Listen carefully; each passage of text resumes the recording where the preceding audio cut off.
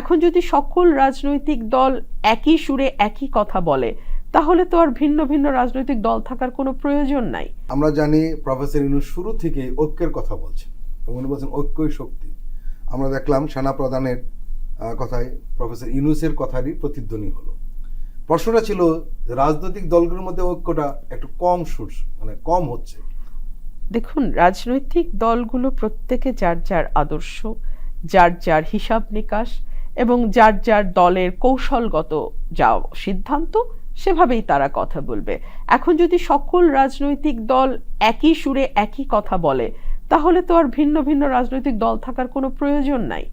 আমরা আশা করছি 25-এর মধ্যেই একটি গ্রহণযোগ্য নির্বাচন বাংলাদেশ পাবে।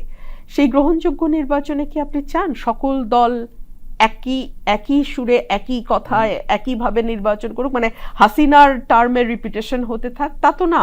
আমরা চাই কোনো দল সরকারে যাক, আমরা চাই একটি শক্তিশালী বিরোধী দলও থাকুক। সো ডিফারেন্ট কথা যে যে দল তাদের যার যার দৃষ্টিভঙ্গি থেকে তো বলবে। আমি এখানে কোনো সমস্যার কিছু দেখি না। কোনো কোনো দল মনে করছে নির্বাচন দ্রুত হলে ভালো, তাহলে তাদের আসন সংখ্যা ভালো থাকবে, এবং কোনো দল মনে করছে না আর একটু পরে নির্বাচন হোক, তাহলে সে দল গোছানোর সময় পাবে।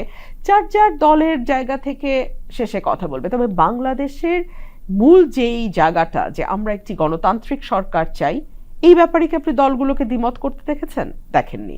আমরা বাংলাদেশে মানবাধিকার সমুন্নত রাখতে চাই, সেই ব্যাপারে তো দলগুলোতে দ্বিমত নাই।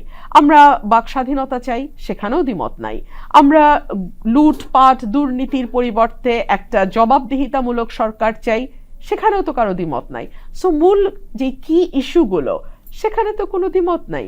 কিন্তু নির্বাচন কবে হবে, কিংবা নির্বাচনটি আসলে কিভাবে হলে ভালো হয়, এই ব্যাপারে দলগুলোর মধ্যে মতদ্বৈততা থাকতেই পারে, ভিন্ন মত থাকতেই পারে, এবং সেটাকে আমার মনে হয় ওয়েলকাম করা উচিত।